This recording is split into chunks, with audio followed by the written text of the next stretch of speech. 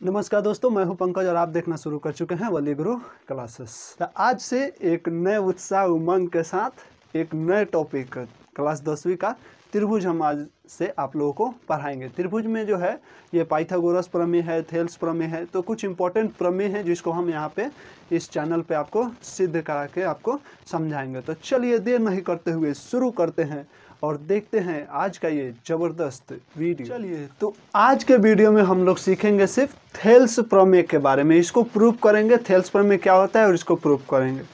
तो देखिए थेल्स प्रमेय क्या होता है। थेल्स प्रमेय कहता है कि किसी त्रिभुज में एक भुजा के समानांतर एक रेखा खींची जाए तो वो त्रिभुज के बाकी अन्य दो भुजाओं को एक ही अनुपात में विभाजित करती है।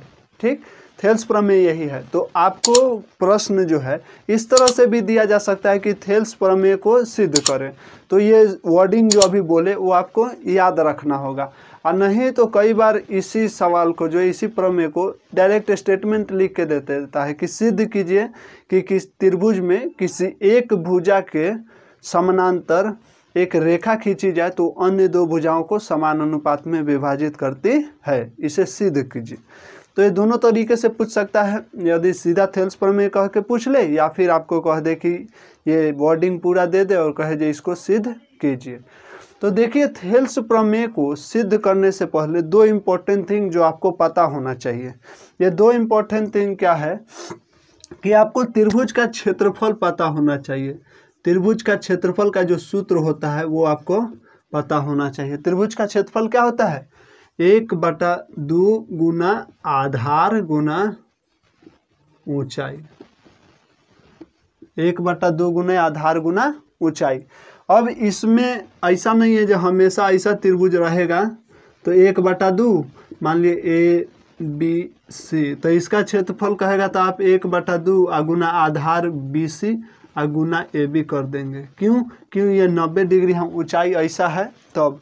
लेकिन यदि त्रिभुज जो है कुछ अलग ढंग से हो, ऐसा हो, ठीक, तो इसका भी क्षेत्रफल 1/2 गुना आधार गुना ऊंचाई से निकाला जा सकता है। आधार यही ना है, ये है आधार इसका, मान ले ABC। तो यहाँ BC को आगे हम लोग बढ़ाएंगे और यहाँ से ये त्रिभुज की ऊंचाई यही ना है। त्रिभुज है मेन हमारा ये है, देखो इसको अलग कलर से हम शो कर देते हैं। त्रिभुज मेरा मेनली ये है, ये जो डॉटेड लाइन है ये अपने से हमने खींचा, तो यही इसका ऊंचाई होगा। ये ऊंचाई होगा ना, इस त्रिभुज का ऊंचाई क्या है ये, और आधार क्या है BC। तो इसका यहाँ पे सपोज करो यहाँ पे D बिंदु पर मिला है, तो इसका भी क्षेत्रफल 1/2 गुना आधार BC और गुना ऊंचाई AD रहेगा। ठीक, हमारे समझाने का मेन मकसद क्या है यहाँ पे कि ऐसा नहीं है जो समकोणीय त्रिभुज में सिर्फ 1/2 गुना आधार गुना ऊंचाई वाला नियम लागू होगा। किसी भी त्रिभुज में अगर ऊंचाई मालूम रहे तो हम आधार गुना ऊंचाई करके क्षेत्रफल निकाल सकते हैं। जैसे देखो इसमें ये वाला भुजा ऊंचाई नहीं था, ऊंचाई यहाँ से लंबिक दूरी था, लेकिन हमको अगर AD पता रहता तो हम आराम से 1/2 और आधार गुना ऊंचाई। तो ये चीज़ आपको जानकारी होनी चाहिए, इस चीज़ को आप एकदम याद रखना होगा, तभी थेल्स प्रमेय सिद्ध होगा। दूसरा थिंग क्या है, दो समानांतर रेखाओं के बीच एक ही आधार पर बने त्रिभुजों के क्षेत्रफल बराबर होते हैं। यानी देखो ये आधार है ना, ये मान लीजिए ये है B और C, और यहाँ से हम जितना भी त्रिभुज बना दे, ये त्रिभुज बना, चाहे यहाँ से ऐसा भी तो त्रिभुज बनाया जा सकता है। यहाँ से देखो ये वाला आधार समान है लेकिन त्रिभुज बदल गया, देखो। ठीक, एक ABC है, एक मान लो यहाँ पे D, तो एक ABC त्रिभुज है और एक BDC त्रिभुज है। यानी इस तरह से अनंत त्रिभुज बनाया जा सकता है। आप यहाँ से ऐसे खींच के यहाँ पे ऐसे कर सकते हैं, ये भी त्रिभुज ही बना, देखो ये भी त्रिभुज है कि नहीं है। इसमें 3 त्रिभुज देखो, एक है ABC त्रिभुज बन गया, दूसरा बना है क्या DBC, और यहाँ पे अगर E कर दें तो एक EBC।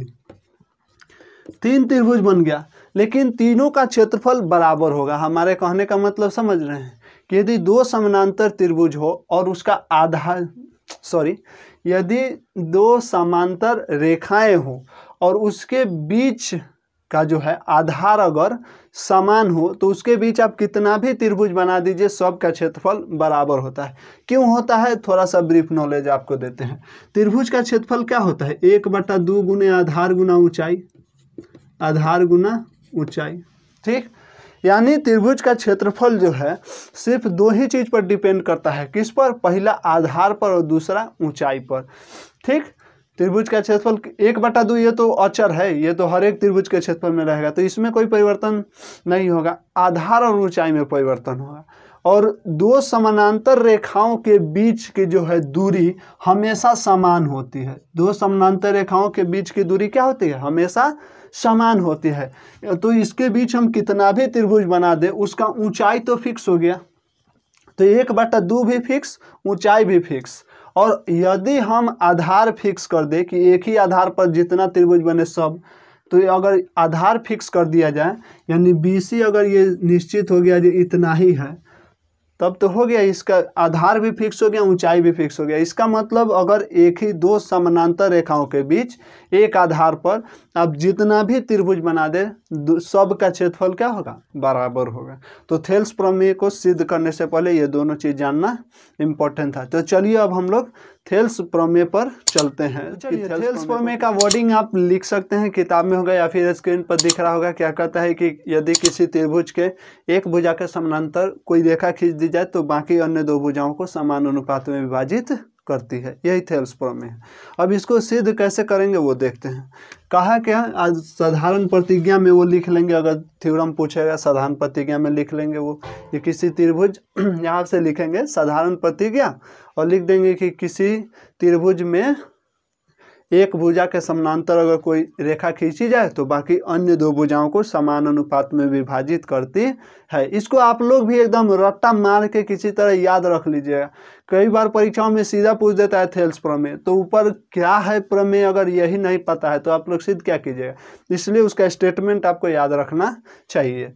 चलो जब कहा उस हिसाब से हम लोग एक फिगर बनाते हैं त्रिभुज और फिर इसको सिद्ध करते हैं कि क्या कह रहा है। क्या कहा है कि त्रिभुज है ABC। ठीक, त्रिभुज में किसी एक भुजा के समानांतर, तो हम BC के समानांतर सपोज करो यहाँ पे एक रेखा खींच दिए, C है ये DE खींच दिए।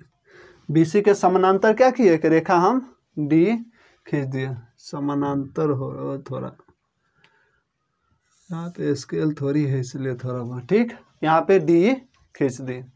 अब हमको सिद्ध क्या करना है, सिद्ध देखो, त्रिभुज में एक भुजा के समानांतर कोई दूसरी भुजा कोई एक रेखा खींच दी जाए तो बाकी अन्य दो भुजाओं को समान अनुपात में विभाजित करती है। तो साधारण प्रतिज्ञा में जो स्टेटमेंट है वो लिख लेंगे। उसके बाद विशेष प्रतिज्ञा लिखेंगे, अगर आप प्रमेय इसको सिद्ध कर रहे हैं, विशेष प्रतिज्ञा। ठीक, विशेष प्रतिज्ञा में क्या लिखेंगे, माना ABC एक, माना ABC एक त्रिभुज है जिसमें भुजा BC के समांतर एक रेखा DE खींचा जो भुजा AB तथा AC को क्रमशः बिंदु D और E पर स्पर्श करती है। तो हमको सिद्ध करना है, स्पर्श करती है, तो सिद्ध क्या करना है, सिद्ध करना है कि AD बटा DB बराबर AE बटा AC। यही हमको सिद्ध करना है। तो ये तो हुआ जो भी स्टेटमेंट दिया था उससे हम लोग ये मान लीजिए ABCD एक त्रिभुज है, उसमें BC के समानांतर एक भुजा D खींच दिया, एक रेखा खींच दिया जो AB को D पर और AC को E पर स्पर्श करना है। तो सिद्ध करना है कि AD बटा DB बराबर AE बटा EC। ये थेल्स प्रमेय का गणितीय निरूपण यही है। ठीक, अब इसको हम लोग सिद्ध करेंगे। ठीक, तो पहले हम लोग कुछ अपने से रचना करते हैं, तो उसको हम लोग लिख लेंगे। अपना से जो भी बनाएंगे उसको रचना से में हम लोग काउंट करेंगे, रचना से। और ध्यान दीजिएगा, अपने से कोई भी प्रमेय में अगर अपने से आप कुछ भी लाइन खींचते हैं तो उसको डॉटेड लाइन में दर्शाना चाहिए। क्या करेंगे? डॉटेड लाइन में। चलो, तो हम लोग रचना से क्या करेंगे कि D से C को मिलाएंगे और B से E को मिलाएंगे। जो भी हम लोग ये जो विशेष प्रतिज्ञा सिद्ध करना है रचना से, इसको हम लोग जब भी आंसर शीट में लिखेंगे तो हाईलाइट कर देंगे। हाईलाइट का मतलब समझते हैं? थोड़ा डीप लिख देंगे या फिर यहाँ पे अंडरलाइन कर देंगे। विशेष प्रतिज्ञा को सिद्ध करना है फिर रचना से, ताकि एग्जामिनर जो चेक करेगा वो आपका काफ़ी विशेष प्रतिज्ञा सिद्ध करना है, ये स्टेप बाय स्टेप काफ़ी अच्छे से वो समझ जाए। देखो, तो हम लोग क्या किए, रचना से, रचना जो भी करते हैं अपने मन से करते हैं ताकि हमको सिद्ध करने में आसानी हो। तो हम लोगों ने क्या किया, C से D को मिला दिया और B से E को मिला दिया। D से यहाँ पे लंब डालेंगे हम लोग। क्या करेंगे? ये भी अपने से ही करेंगे, लेकिन यहाँ पे ये लंब डाले हैं। ठीक, और E से भी इधर हम लोग क्या करेंगे, लंब डालेंगे। आगे चल के पता लगेगा जो हम लोग ये क्यों डाल रहे हैं। सपोज करिए M और N है। ठीक, तो रचना से जो भी हम लोगों ने आप यहाँ पे जो भी बनाया, जो भी बिगाड़ा त्रिभुज को, वो हम यहाँ पे लिख देंगे। क्या लिखेंगे? E से ना, बिंदु E से EN लंब, ये उल्टा T जो है ये लंब का मतलब साइन होता है। तो EN लंब डाल दिए हम लोग AD पर, तथा DM लंब डाल दिए किस पर? DM AE पर डालें।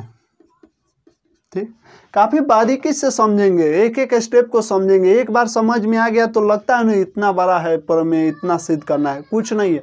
सिर्फ प्रोसीजर आपको समझ में आ जाना चाहिए कि हमको क्या क्या करना है। उसके बाद तो ये नहीं, अब जैसे जोर ही दे दिया जाए, आपको जोर दे दिया जाए पूरा बोर्ड में हो जाए तो कहिए इतना बड़ा है, लेकिन जोर तो जोर है, काफ़ी आसानी से हो जाता है। उसी तरह प्रमेय भी है। आप सिर्फ उसमें क्या क्या कौन सा रूल लग रहा है उसको आप लोग ध्यान में रखेंगे तो उससे 2 पन्ना 3 पन्ना कितना भी जाए उससे कोई दिक्कत नहीं है। तो हम लोग क्या किए, रचना से E से EN लंब AD तथा यहाँ पे सॉरी छूट गया, यहाँ पे एरो दे के ऊपर लिख लीजिएगा, तथा D से DN लंब AE पर डाला,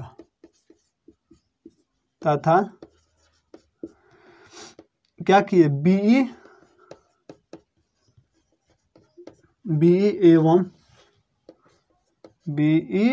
एवं CD को मिलाया। BE एवं CD को मिलाया। ठीक, यहाँ तक जो भी हमने किया वो सारा लिख दिया। अब इसको सिद्ध कैसे करेंगे, इसको मिटाते हैं। अब नीचे थोड़ा कम जगह है इसमें, फिर अब आधा लिखेंगे आधा नहीं समझ में आएगा। तो यहाँ तक तो सब लाइन बाय लाइन समझ में आ गया होगा, क्या किया हमने, जो भी किया था वो सारा लिख दिया और यहाँ तक आपको समझ में आ गया होगा रचना से। अब हम लोग प्रमाण देंगे जो किस प्रकार से सिद्ध होगा जी AD बटा DB बराबर AE बटा EC। तो अगले स्लाइड में हम लोग सीख जाएंगे किस तरह से सिद्ध होगा। चलो ठीक, तो अब हम लोग क्या करते हैं, इसका प्रमाण देते हैं कि AD बटा DB बराबर AE बटा EC कैसे सिद्ध होगा। प्रमाण में देखो, प्रमाण। ठीक, तो इसमें भी देखो त्रिभुज का नाम कैसे याद रखेंगे, नाम रखने का भी एक हम ट्रिक आपको बताते हैं। प्रमाण होगा तो इसमें हम लोग त्रिभुज लेंगे, इसमें बहुत सारा त्रिभुज बन गया, तो इसमें से कौन कौन त्रिभुज लेना है ताकि सिद्ध हो जाए AD बटा DB बराबर AE बटा EC, वो भी ध्यान में देखो। हमको चाहिए AD बटा DB, तो ऐसा त्रिभुज हम लोग लेंगे जिसका आधार यही हो। अब ई वाला त्रिभुज नहीं ले लेना, इस त्रिभुज कहाँ है, आधार ई है नहीं, तो हमको AD बटा DB सिद्ध करना है। तो ऐसा दूगो त्रिभुज लेंगे जिसमें ये आधार हो जाए। ठीक, तब देखो अब हम लोग आते हैं, क्या है त्रिभुज, देखना ध्यान से हम कौन सा नाम लिख रहे हैं। त्रिभुज BDE में क्या है, त्रिभुज BDE एवं त्रिभुज ADE में, ADE में हम लोग कौन सा त्रिभुज में देख रहे हैं, देखो इधर ये वाला ADE, इस त्रिभुज में अगर ये डॉटेड लाइन नहीं रहता, ये वाला ब्लू से जो अभी दिख रहा है, इस त्रिभुज में हम लोग आ रहे हैं। BDE इस वाला त्रिभुज जो ब्लू से जो आपको मार्किंग दिखा दिया, और हम लोग त्रिभुज ADE में आ रहे हैं, ADE यानी इस त्रिभुज में। ठीक, तो ये दोनों त्रिभुज देखो, पहले हम लोग आ रहे हैं BDE में और ADE में। ठीक, ये दोनों समझिए। इस त्रिभुज में जो है, अगर हम आपसे पूछे कि त्रिभुज BDE का क्षेत्रफल क्या होगा, BDE का क्षेत्रफल, तो आप क्या कहिएगा, 1/2 गुना आधार गुना ऊंचाई। तो BD इस त्रिभुज के लिए आधार अगर हम लेते हैं ये BD, ठीक, आधार अगर हम लेते हैं BD, तो इसका ऊंचाई क्या हो जाएगा, EN। समझ में आया नहीं आया, देखो इधर हमारा त्रिभुज है ऐसा, ये वाला त्रिभुज है, देखो यही त्रिभुज ना। ठीक, तो इसी को अभी हम पलट के दिखाए थे, ऐसा त्रिभुज था, ऐसा त्रिभुज। तो आधार जब अगर ये है तो ऊंचाई क्या, यहीं से ना यहाँ लंबवत दूरी जो होता है यही ना ऊंचाई होता है। ठीक, तो उसी तरह इस त्रिभुज के लिए देखो, तो ऊंचाई यही ना है, लंबवत DBE के लिए चाहे BDE के लिए लंबवत EN है ऊंचाई। तो यही हम लिख दे 1/2 गुना आधार गुना ऊंचाई, यानी BD गुना EN इसके लिए ऊंचाई है। ठीक, अब हम लोग त्रिभुज कौन सा में आते हैं, ADE में। अब कौन सा में, त्रिभुज ADE में। ADE का क्षेत्रफल अगर निकालना है तो 1/2 गुना इसका आधार क्या है AD, और ऊंचाई भी देखो इस त्रिभुज में, अगर ये लंबवत रेखा है, कोई त्रिभुज है, कोई भी अगर मान लीजिए ये त्रिभुज है और इस पर ये लंबवत रेखा है, तो यही ना ऊंचाई होगा। तो ADE में भी देखो, ADE में EN हमारा क्या है, ADE में EN है, यानी देखो यहाँ से E से AD पर लंब है, ये लंब है, तो आधार ये, तो ऊंचाई ये हो जाएगा। इसको सीधा कर देंगे तो ऐसा नहीं बन जाएगा रे, देखो ये हो गया A, ये हो गया D, यहाँ हो गया E और यह N, यही है कि नहीं, इसी को हम सीधा कर दिए हैं। तो A और D ये ऊपर चल गया और ये लंबवत है। ठीक, तो हम लोग समझे कि त्रिभुज का क्षेत्रफल होता है 1/2 गुना आधार गुना ऊंचाई। तो 1/2 आधार AD और ऊंचाई हो गया EN। इसको मान लेते हैं समीकरण 1, इसको मान लेते हैं समीकरण 2। ठीक, यहाँ तक कोई दिक्कत नहीं, फिगर मिटा देते हैं। 1/2 गुने आधार गुना ऊंचाई से दोनों त्रिभुज का क्षेत्रफल निकल गया। अब हम लोग समीकरण 1 में 2 से भाग देंगे, समीकरण 1 और भागा 2। ठीक, अब दोनों को भाग देंगे तो हमारा आएगा त्रिभुज BDE का क्षेत्रफल, अब बटा में त्रिभुज ADE का क्षेत्रफल बराबर 1/2 गुना BD का है, BD गुना EN, सॉरी BD गुना EN बटा 1/2 गुना AD गुना EN। ठीक, तो 1/2 से 1/2 कट गया, EN से EN कट गया। अब क्या बच गया, BD बटा AD, यानी त्रिभुज BDE का क्षेत्रफल अब बटा में त्रिभुज ADE का क्षेत्रफल बराबर आ गया हमको BD बटा AD। इसको हम लोग मान लेते हैं समीकरण 3। ठीक, यहाँ तक कोई दिक्कत मेरे उम्मीद से नहीं होना चाहिए। इस त्रिभुज का क्षेत्रफल निकाले तो 1/2 गुने आधार DB माने है तो ऊंचाई ये लंबवत दूरी EN। फिर इस त्रिभुज का क्षेत्रफल निकाले तो आधार ये माने है तो ऊंचाई EN। ठीक, और दोनों का अनुपात भाग दे दिए तो हमारा BD बटा AD आ गया। चलो, तो यहाँ पे समीकरण 3 तक कोई दिक्कत नहीं। क्या किया, इस त्रिभुज का क्षेत्रफल निकाल दिया, इस त्रिभुज का क्षेत्रफल निकाल के दोनों को विभाजित किए यानी भाग दिए तो हमको इस दोनों का त्रिभुज क्षेत्रफलों का अनुपात BD बटा AD आ गया। ठीक, अब उसी तरह जो है इस पार 2 त्रिभुज बना है, अब इस पार जो है इधर आधार मान के 2 त्रिभुज हम लोग लेंगे। तब कौन सा त्रिभुज लेंगे, देखो त्रिभुज हम लोग लेंगे त्रिभुज DCD में, त्रिभुज CDE एवं त्रिभुज ADE में, ADE में। अब देखो कौन त्रिभुज है, CDE, ध्यान दो CDE। अब इसको मिटा देते हैं, ये वाला त्रिभुज का तो काम हम लोगों का हो गया। अब हम लोग आएंगे CDE, देखो CDE इस त्रिभुज का हम बात कर रहे हैं, ये वाला त्रिभुज, इस त्रिभुज में CDE और ADE में। तो अगर हम आपसे पूछे कि त्रिभुज CDE का क्षेत्रफल क्या होगा, CDE का क्षेत्रफल, तो CDE का क्षेत्रफल क्या आप कहेंगे 1/2, और आधार हम लोग हमेशा EC ही लेंगे, EC। देखो आधार जो है ऐसा तो हम इसको भी आधार मान सकते थे ऊंचाई निकालने के लिए, इस त्रिभुज का क्षेत्रफल, इस त्रिभुज का क्षेत्रफल के लिए इसको भी तो आधार मान सकते थे ऊंचाई। तो ध्यान रखेंगे हमको AD बटा DB और AE बटा EC सिद्ध करना है ना, तो आधार हमेशा मानेंगे, जो सिद्ध करना है वही में से कोनो एगो को आधार मानेंगे। तो हमको EC चाहिए तो EC को आधार मान ली, तो CD का क्षेत्रफल बराबर 1/2 गुना EC। और इसका ऊंचाई क्या होगा, त्रिभुज अगर देखो त्रिभुज कैसा है, ऐसा है, ध्यान दो फिगर एकदम, फिगर अगर दिमाग में सेट हो गया नो तो ये सब लिखना तो आसान है, लिख दीजिएगा आप, तुरंत लिख दीजिएगा।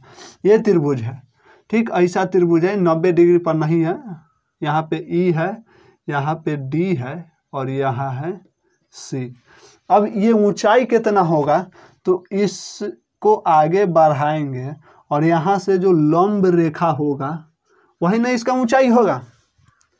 अरे इसी फिगर को अगर हम ऐसे बना दे, देखो तो सबको बार बार ऐसे बना दिए, ये वाला, ये लो ऐसा त्रिभुज है। ये यहाँ पे क्या है, ये E है, यहाँ पे C है, ये D है। तो यहाँ से जो लंब आएगा यही ना इसका ऊंचाई होगा। अगर CE को हम लोग आधार मान लिए, EC को चाहे CE को, तो ये वाला ऊंचाई होगा। अब ऐसा इसमें कौन है, देखो तो D से M पर जा रहा है, DM ऊंचाई है, 90 डिग्री जो होगा वही ना ऊंचाई होगा। 90 डिग्री का कोण जो दो रेखाओं के बीच 90 डिग्री का कोण होता है वही होता है उसका न्यूनतम दूरी है, वही लंबवत रेखा होता है। तो दो रेखाओं के बीच की दूरी अगर बोलेगा तो दोनों के बीच में लंब रेखा जो होगा उसी के दूरी के बराबर होगा। तो यही ना दूरी है, यहाँ से लंब है, इसका मतलब ये ऊंचाई है त्रिभुज CDE के लिए। तो यहाँ पे EC गुना ऊंचाई कितना है, तो DM। अब यहाँ मजिस्ट्रेट साहब को मत धरना, ये DM माने बस नाम है, निकल डिस्ट्रिक्ट मजिस्ट्रेट नहीं है, ठीक। यहाँ पे DM आ गया, ठीक। अब फिर देखो दोनों को हमको ये वाला, जिसे इसमें ये निकाले थे DE, ये भी भुजा के अनुपात में कुछ निकाले थे, तो फिर से हम ये त्रिभुज क्या करेंगे, ADE का क्षेत्रफल निकाल लेंगे। तो ADE का क्षेत्रफल तो 1/2 गुना आधार है ADE, AE अब आधार लेते हैं। उस समय हम लोग E वाला आधार लिए थे AD, तो ऊंचाई हो गया था EN। अब हम लोग आधार लेंगे AE आधार लिए हम लोग कौन, AE, तो ऊंचाई कौन होगा, आधार के अनुसार ऊंचाई DM, तो ऊंचाई हो गया DM। ठीक, यहाँ तक कोई दिक्कत किसी को नहीं। इसको मान लेते हैं 4, इसको मान लेते हैं 5। अब समीकरण 4 एवं 5 में भाग देने पर 4, अब क्या करेंगे, समीकरण 4 को डिवाइडेड बाई समीकरण 5। ठीक, 4 और 5 को भाग देंगे तो इरेज कर देते हैं, इसको इरेज करके फिर ऊपर से अच्छे से लिख देंगे। देखो समीकरण 4 और 5 को हम लोग विभाजित कर रहे हैं, तो त्रिभुज क्या हो जाएगा, ये CDE का क्षेत्रफल, त्रिभुज CDE का क्षेत्रफल और बटा किसका हो जाएगा, ADE का क्षेत्रफल, बटा में त्रिभुज ADE का क्षेत्रफल बराबर।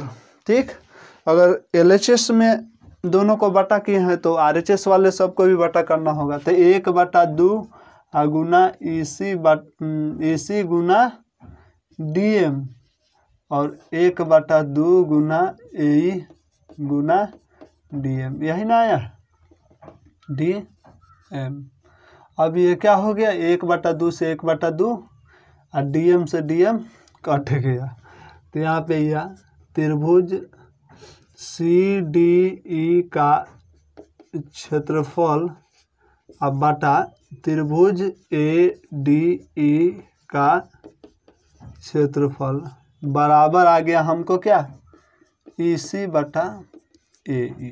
ठीक, हम आपको बताए थे थेल्स प्रमेय शुरू होने से पहले कि 2 नियम याद रखना है। पहला नियम त्रिभुज का क्षेत्रफल कैसे निकलता है, तो वो आप समझ गए होंगे, ये दोनों में यूज हुआ है। त्रिभुज का क्षेत्रफल कैसे, 1/2 आधार, तो ये आधार होगा तो ऊंचाई, त्रिभुज के बाहर भी ऊंचाई हो सकता है, ऐसा नहीं त्रिभुज के भुजे वाला होगा, चाहे उसके अंदर होगा, उसके बाहर भी ऊंचाई हो सकता है। जैसे यहाँ पे DE था, त्रिभुज DEC के लिए यहाँ पे DM था, तो उस तरह से यहाँ पे आप लोग समझ गए। ये हो गया समीकरण 6। ठीक, अब देखो 3 और 6 को देखो, बाटा में दोनों में ADE है, बाटा में दोनों में ADE है। अगर BDE का क्षेत्रफल CDE के क्षेत्रफल के अगर हम बराबर सिद्ध कर दिए तब हम कह सकते हैं कि LHS दोनों सिद्ध है, तो इन्हें RHS भी दोनों सिद्ध होगा। तो अब देखो तो BDE और CDE ये किधर है, BDE ये वाला त्रिभुज है ना, इधर लाल और काला से, ये ब्लू और ब्लैक से दिख रहा है, इधर है BDE, क्या है BDE वाला, और CDE दोनों देखो तो थ्योरम से पहले जब समझाए तो उससे कुछ रिलेटेड लग रहा है, नहीं ध्यान में, देखो फिर से दोबारा देखो। हम क्या बोले थे उस समय कि एक ही आधार पर बने 2 त्रिभुजों के, यानी एक ही आधार पर 2 समानांतर रेखाओं के बीच के बने त्रिभुजों का क्षेत्रफल हमेशा क्या होता है, बराबर होता है। तो देखो BC और DE ये दोनों तो समानांतर है और दोनों का आधार क्या है, DE है। देखो दोनों के आधार DE है, दोनों का आधार DE है कि नहीं, ये दोनों में तो DE आधार है, उससे इधर ये त्रिभुज बन गया, इधर ये त्रिभुज बन, इधर समझो, इसको मिटाते हैं और समझाते हैं। तो यही तो थ्योरी में है, थ्योरी में आप फिगर समझ गए, बात को अगर आप समझ गए जो क्या कहना चाह रहे हैं, उसके बाद तो लिखना आसान है। ये वाला त्रिभुज है, देखो DE ये है और BC, प्रश्न में पहले ही कहा है जो दोनों समानांतर है, एक भुजा के समानांतर है, तो समानांतर है तो यही आधार है, D और E है और इधर है B और C। तो इस पर हम कितना भी त्रिभुज बनाए, ऐसा त्रिभुज बना दिए इधर से, और एक त्रिभुज हम इसी आधार को लेते हुए यहाँ से बना दिए, नहीं एक त्रिभुज ये वाला बन गया पूरा, नहीं, और एक त्रिभुज ब्लू से हम इरेज कर ये वाला पूरा, ठीक, ये त्रिभुज बन गया। ठीक, तो दोनों त्रिभुज तो है, एक ही आधार पर है और 2 समानांतर रेखाओं के बीच है। इसका मतलब चूंकि यहाँ पे लिख देते हैं हम, चूंकि त्रिभुज BDE एवं त्रिभुज CDE, BDE और यहाँ पे CDE क्या है, दोनों दो समांतर रेखाओं के बीच, समांतर रेखाओं के बीच एक ही आधार पर बने त्रिभुज हैं, है कि नहीं? दो समांतर रेखाओं के बीच एक ही आधार पर बने त्रिभुज है, इसीलिए क्या हो जाएगा, त्रिभुज BDE का क्षेत्रफल जो है, BDE का क्षेत्रफल बराबर होगा त्रिभुज CDE का क्षेत्रफल। ये प्रमेय हम बता दिए हैं, कैसे बराबर होगा, नहीं शुरू में ही बताए हैं।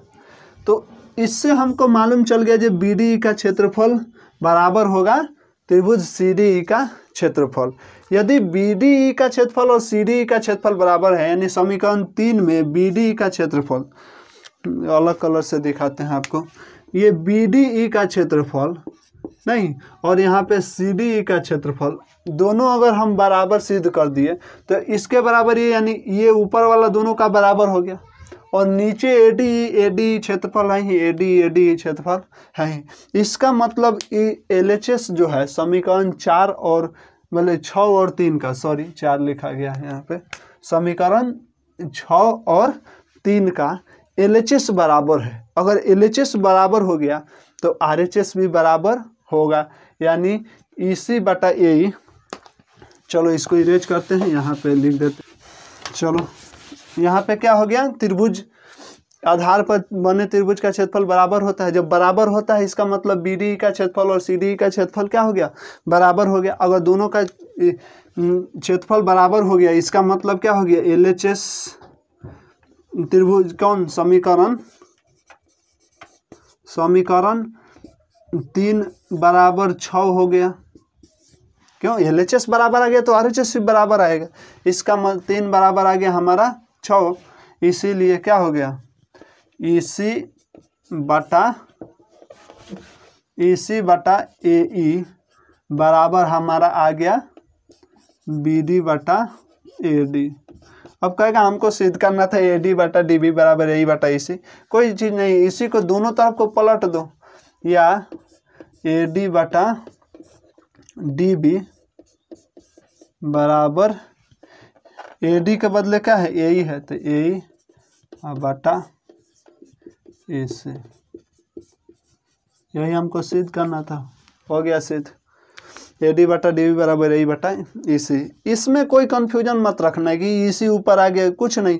जो बनाना है दोनों त्रिभुज बना के दोनों का क्षेत्रफल ऐसे कुछ भी आ जाए, AD ऊपर आ जाए, BD नीचे आ जाए, या AE ऊपर, ऐसा कुछ नहीं। नियम सही रहेगा तो उल्टा भी आएगा, तो उसको क्या, हम अगर कह रहे हैं कि 2/3 बराबर x/y, ठीक, और हम कह रहे हैं कि 2/3 बराबर x/y है, तो इसमें हम बदलने में क्या जाता है, y/x बराबर 3/2 लिख सकते हैं, क्या नहीं लिख सकते हैं। y के जगह पे 3 है, यहाँ पे अनुपात ही है तो अनुपात को हम ऊपर नीचे भी लिख सकते हैं। तो उम्मीद करते हैं कि आज के वीडियो में आपको थेल्स प्रमेय में जो भी बारीक से बारीक चीज़ है आप सब हम आपको बता दिए हैं, काफ़ी डिटेल से। त्रिभुज का क्षेत्रफल कैसे बराबर हुआ, आधार क्षेत्रफल कैसे निकलता है, तो उम्मीद करते हैं कि थेल्स प्रमेय में जो भी था हम आपको काफ़ी अच्छे से बता चुके हैं। तो चलिए आज के लिए इतना ही। उम्मीद करते हैं कि वीडियो अच्छा लगा होगा। जल्दी ही हम लोग ये प्रमेय जितना है वो ख़त्म कर लेंगे, और फिर इसी चैनल पर आपको एग्ज़ाम का डेट जो कि निकल चुका है, नहीं एग्ज़ाम का डेट आप लोगों को 10th का बिहार बोर्ड वाले को निकल गया है, तो उल्टी गिनती तो चालू है। तो जितनी जल्दी से जल्दी हो सके हम लोग को, आप लोग को हम प्रमेय पूरा ख़त्म करा देंगे। इम्पोर्टेंट प्रमेय, सारा प्रमेय मैं नहीं कराऊंगा, पहले ही बोल दे रहा हूँ इस चैनल पे, अभी सारा प्रमेय नहीं कराऊंगा, टाइम नहीं है। आपको इम्पोर्टेंट प्रमेय जो भी परीक्षाओं में लगातार पूछे जाते हैं वो हम आपको बता देंगे, और उसके बाद ऑब्जेक्टिव का सीरीज हम आप लोगों के लिए लाएंगे। हर एक चैप्टर में से टॉप 20 इंपॉर्टेंट ऑब्जेक्टिव हम आप लोगों को परीक्षा से पहले बता देंगे जनवरी तक। तो उम्मीद करते हैं कि आज का वीडियो अच्छा लगा है। वीडियो अच्छा लगा है तो लाइक कीजिए, दोस्तों में शेयर कीजिए, और हाँ चैनल पर नए हैं तो चैनल को सब्सक्राइब कर लीजिए, क्योंकि इसी तरह से गणित से संबंधित सवाल का जवाब इस चैनल पे आप लोगों को मिलते रहता है। तो तब तक खुश रहिए, खुशियाँ बांटते रहिए। मिलते हैं फिर अगले वीडियो में।